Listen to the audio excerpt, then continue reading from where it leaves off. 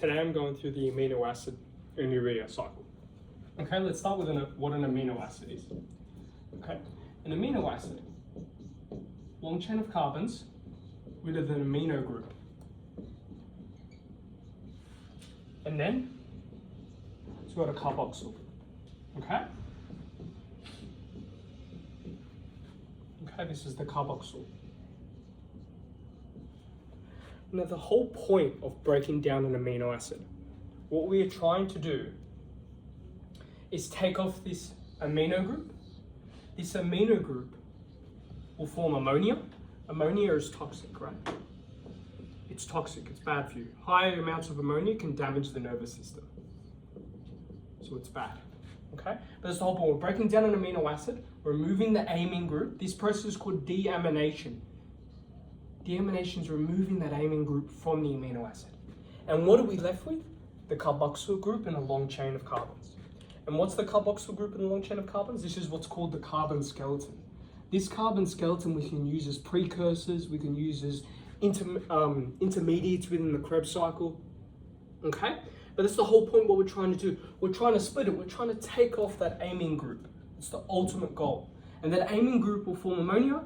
That ammonia will go to the liver. The liver is where it does the urea production, and it'll produce urea. And you wonder, how do we go from ammonia to urea? Well, urea is made of two things. It's made of two amino groups and one ketone group. What's a ketone group, you might ask? A ketone group is this. Does it look awfully familiar? Ketone group looks familiar to the carboxyl. That's what we're trying to do. The end result is to get urea, to get that amino group converted to urea, use the carbon skeleton and reuse it. Okay? That's the whole point. And this process is called deamination. Okay? But there's two types of amino acids. Okay? In the body. There's non-essential and essential. Non-essential is stuff we can produce. And essential is stuff we have to consume through our diet. Okay? Now our non-essential, how are we going to produce it? Remember I told you how an amino acid, right? An amino acid is made up of two things, an amino and carboxyl, or a carbon skeleton. And what we have to do is, we're going to get a carbon skeleton from somewhere, which is a long chain of carbons with a carboxyl, and we can use something like a keto acid. Okay? And we need another thing. We need an amine donor. Remember, there's always an amine on an amino acid. So we need an amine donor. And the three amine donors, possibly, that you need to know, I remember it as GAC. G-A-C. Glutamine / glutamate. They're linked. You'll see later on that they're linked. Aspartate and carbamyl phosphate. Those are the three amine donors we can use to produce non-essential amino acids in the body. Okay? This is the ultimate goal, trying to get a carbon skeleton and amine donor, right? To produce an amino acid, which I'm producing. Now let's go to breaking down an amino acid, right? Two things we do, right? There's two, when we metabolize an amino acid, right, we produce a product, right? And we generally categorize these two pathways as glucogenic and, what's the other one? Ketogenic. Now, does glucogenic look familiar? Gluconeogenesis, using non-carbohydrate precursors to produce glucose. And in this case, we're going to use amino acids. So what we do is we get that amino acid, and we're going to break it down to oxaloacetate. And remember what oxaloacetate is? That's in the Krebs cycle, okay? And we can use oxaloacetate. It will leave the mitochondria and go back all the way in reversible reactions to glucose. So we can use that oxaloacetate and go back. This is called gluconeogenesis. Glucogenic, sounds familiar. So ultimately, we can get back to glucose, right? Ketogenic is where we have an amino acid, and we're going to break it down into either two things that you've got to know. Acetyl-CoA, remember acetyl-CoA, pyruvate to acetyl-CoA, and then enters the Krebs cycle. So we can use that as energy, or we can use it to produce other things. 2 acetyl-CoA is equal to fat, right? We can use an anabolic reaction to get them to fat, or we can do other stuff with it. We can produce ketones. So the whole point is we break down an amino acid to acetyl-CoA, or we can break it down to acetyl-CoA. So there are two things we can either produce. And ultimately what we're going to do is we can form fats or ketones. And what can we use these fats or ketones? We can use them as energy sources, storage. But that's the ultimate goal, glucogenic versus ketogenic. Okay? Glucogenic, just remember, it's always producing glucose. Ketogenic is just breaking down amino acids to acetyl-CoA, acetyl-CoA, and ultimately we can form fats or ketones, then we can use them for energy. But those are the two main pathways when we're breaking down amino acids. Okay? Very good. Now let's go over deamination I mentioned before. Deamination, remember what deamination, remove an amine group. Deamination can happen in two ways, or two mechanisms. The two mechanisms we can use for deamination are transamination. Transamination, what does that mean? I think of it as transfer. That's the whole point of transamination. But what are we doing? We're transferring that amino group to a molecule, another molecule. Okay? And ultimately, why do we do this? Let's say we have an amino acid in a skeletal muscle. We want to break that amino acid in the skeletal muscle, but we're going to left with ammonia, which is toxic. We don't want to do that, right? And we need to produce urea end out. We need to end up going to the liver to produce urea. So what we do instead is we get that amine group from that amino acid. So we get that amine group, we take it off, and we put it on another molecule. That's why it's called transamination. So we're temporarily, it's like holding it for us. Hold it for me, please. And then this molecule will go to the liver. It will break down and take off that ammonia. And that ammonia will then end up on urea. Okay? But that's what transamination is. Transfer of the amine group to another molecule is like a temporary holder. Okay? And then there's another one. There's another mechanism of deamination. The other mechanism of deamination is something called oxidative deamination. Oxidative deamination, I think of this. This is just pure direct. So when I said before that we're getting an amine group and putting on another molecule, no, that does not happen this time. Or we're straight away, we're going to take that amino acid and we're going to take the amine group off and it's going to form ammonia. So we're just straight away taking that off. Now we'll generally do this in the liver. The reason we'll do this in the liver is ammonia is toxic, right? We don't want high levels in the blood. So we'll take that amino group up and straight away the liver will convert that to urea using the urea cycle. This is oxidative deamination. Okay, that's direct. This is transferred to another molecule that'll be the temporary holder of that amine group. Okay, now let's go over the enzymes you need to know. I remember GAG. Glutaminase.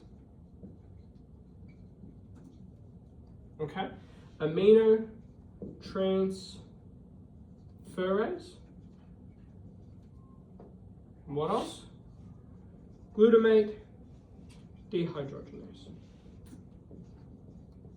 Now, glutamate dehydrogenase is the only one of these enzymes that we have to know, okay, that does oxidative deamination. Remember, oxidative deamination is just straight away taking off that ammonia group, or amine group, sorry, and producing ammonia.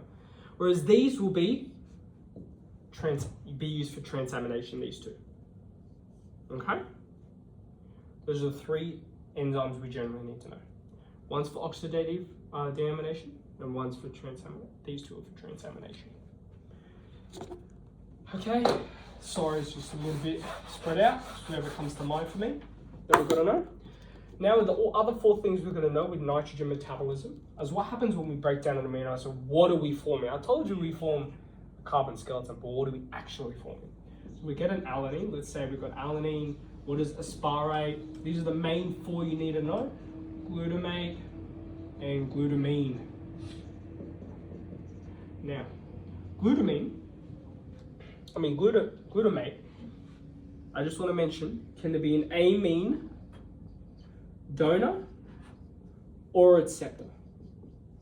When it's an amine donor, we're ultimately going to form one thing. We're going to form alpha ketoglutarate. Do you guys remember what alpha ketoglutarate is? Let me refresh your memory. So we've got acetyl-CoA. Acetyl-CoA forms citrate. This is the Krebs cycle. Then we've got isocitrate. And then we get alpha ketoglutarate. So it's within the Krebs cycle, TCA cycle, alpha ketoglutarate. It's an intermediate. So when we're ultimately breaking down this amino acid, we're forming more alpha ketoglutarate. We can use that for energy. Okay?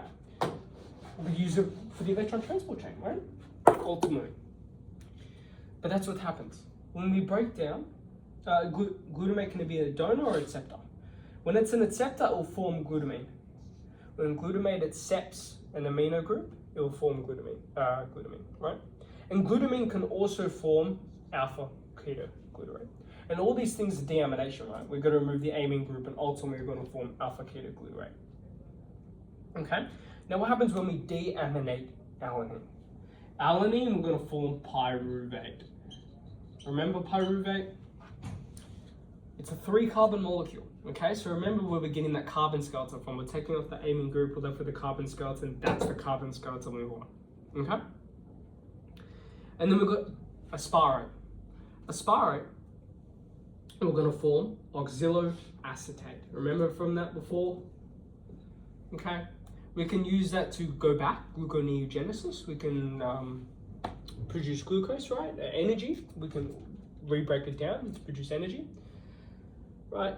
But ultimately, what I'm getting at is we can break down amino acids into intermediates for other pathways, and we can direct them into other pathways.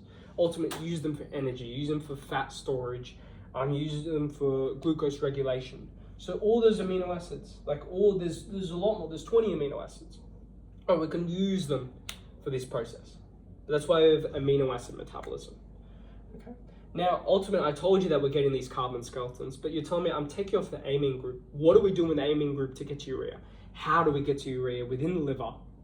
From the amine group, or the ammonia, sorry, in that case, to the urea. I'll show you right now how we get from the amine group, or the ammonia, sorry, to urea, okay? This is the cycle you have to know, okay? So we got urea, okay? I remember it's 3 things, right? Ornithine, we've got arginine here,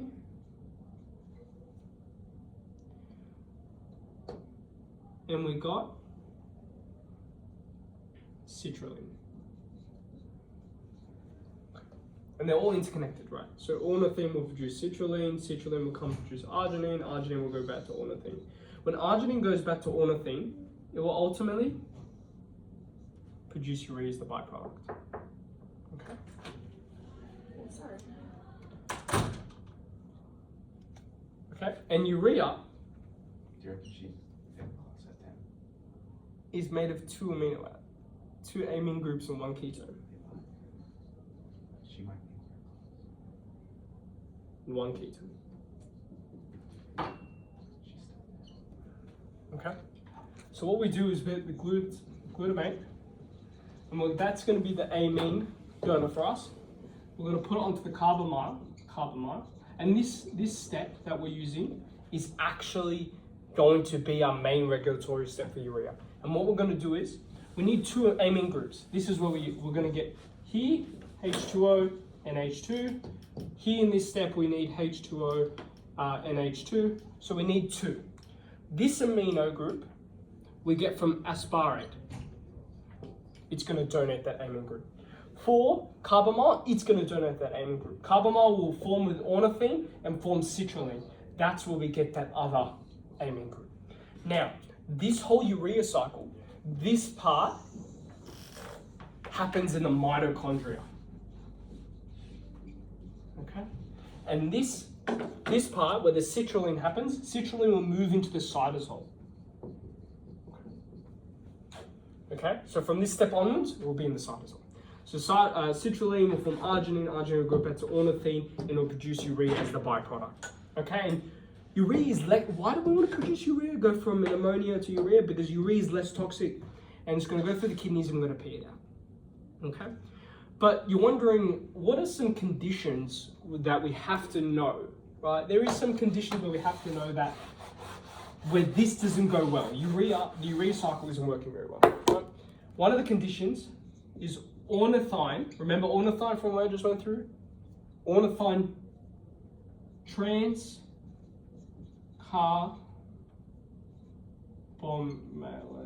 I think it's called. Sorry if I got it wrong. Right, so ultimately this is just producing ornithine. It's an enzyme for ornithine. We're deficient of an enzyme. Okay? What happens when we're deficient of enzyme, right? We're going to have a lot of buildup of ammonia. We do not want ammonia buildup. Right? Buildup of ammonia can be toxic for the central nervous system, can lead to neurological damage. So what do? What is the treatment method for someone with the most common condition in this type of amino acid metabolism, urea cycle? What do? We tell them to be a low protein diet, sorry. Why low protein? Remember, proteins are made of amino acids, long chain amino acids. So if we're giving low protein, they're not getting much amino acid in the system. So that will overall decrease amino acid metabolism, overall decrease urea synthesis, and overall we're decreasing the ammonia levels within the blood. So that's the main treatment plan, a low protein diet. Okay? I think that's all. Thank you very much. Thanks for listening.